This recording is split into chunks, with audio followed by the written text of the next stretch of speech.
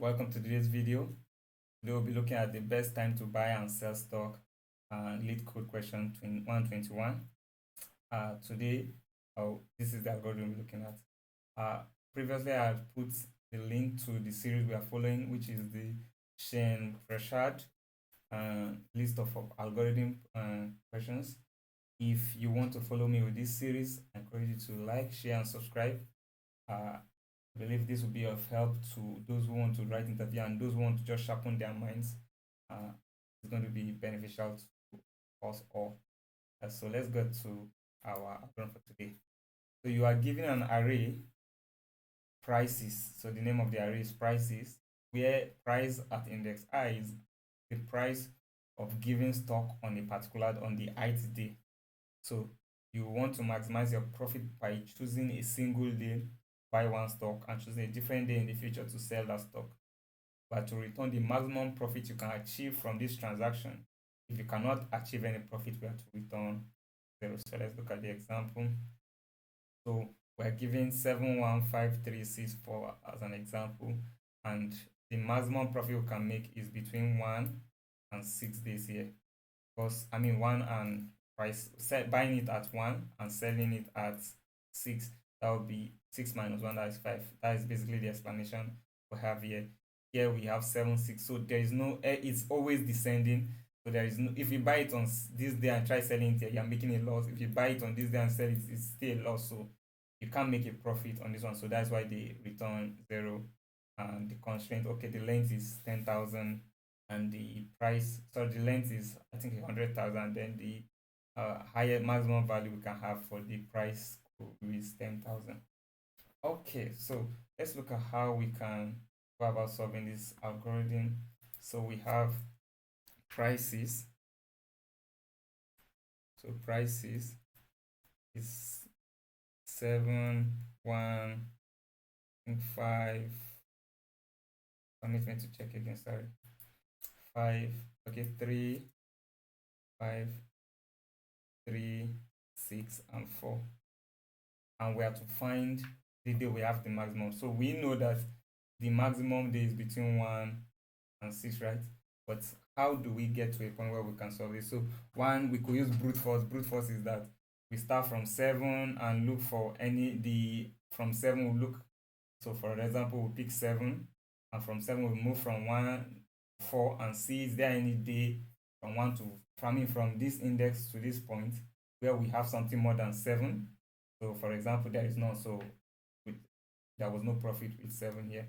So we now go with 1, we go to 5. So from 1 we check 5 with 1, 3 with 1, 6 with 1, 4 with 1. Then we move to 5, check 3 with 5, 6 with 5, 4 with 5. That's one approach we could use. But that would be an O of n square algorithm, and I think we could do better than that. So sorry, I kind of cleared up what we had here. So this was, I think, 3, 6, and 4. Yes, I think this is what we had. So, this is what we have. So how do we handle this that will be more efficient? Because if we use that approach, it will be an O of n square time. Time will be O of n square. I feel we could do something better than that. So we have this list. So if you look at it, we have 7, we have 1, we have 5, we have 3, 6, and 4. What you will notice is, so the best day to buy is the day it is at its lowest. So what I could do is I start from here. So what is my lowest? My lowest here at this point, my lowest is still 7. And so looking at 7, so if I keep track of my lowest, so let's just say lowest. So the lowest at this point is 7. Okay, so of course we can't have sold it on that particular day, we must sell it on another day. So we go to the next point. At this point now, the lowest is 1. So we have a new lowest now, so we can't even go ahead to try to sell it. So since we have a new lowest, so, and let's just have here profit. So it means on this day we couldn't have made profit, we couldn't have made profit here also. So we go to the next value, 5. 5 is not as low as 1, so it means that we could make a profit. So the lowest is still 1, and our profit will be 5 minus 1, which is 4. So our lowest is still 1, because 3 is more than 1, and the profit here is 2. Our lowest is still 1. 6 minus 1 will be 5. Our lowest is still 1. 4 minus 1 will be 3.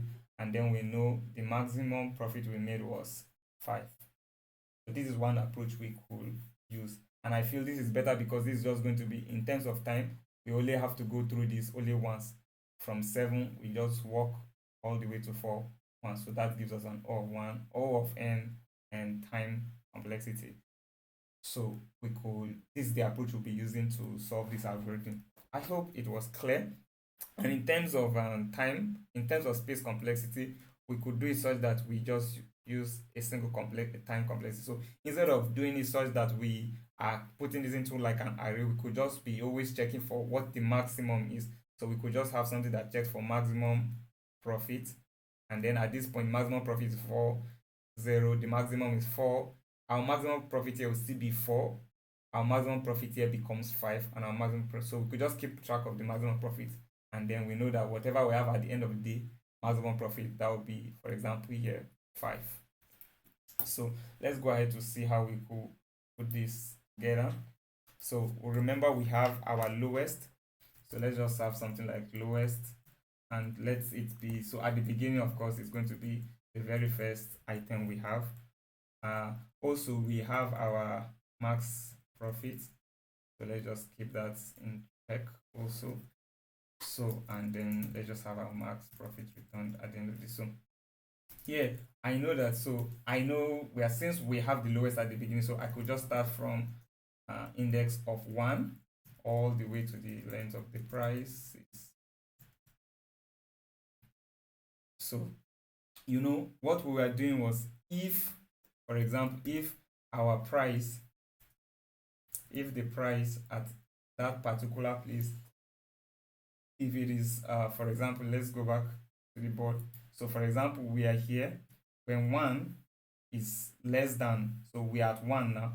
If 1 is less than what was the minimum before, which was 7, the lowest was 7 before, then that becomes the new lowest. So we just do that. So if this is less than what was in our lowest, then it means that our lowest will now be what is in that prices index. And then else, we know if it is not that, if it's not the lowest, then what we want to check is what profit margin did we make. So we just have a profit, and that would be my price minus the lowest, the current place point I am, and minus what the lowest is actually. And then I could just check max profit. So I could just use this math condition instead of using if. So I could use math.max and our profit. So, and basically I think that's just all we need to do. So for when there is no going to be a profit, when our lowest, when we're at a point where we are lower than our lowest, so that becomes the new lowest. And if that is not the case, we want to check what profit was made, because if it's not lower, then it's at least going to be equal to or greater than. So is that 0 profit or a positive profit? And then in that situation, we want to check what profit and if it is better than our previous maximum profit. So let's just see what we get from this.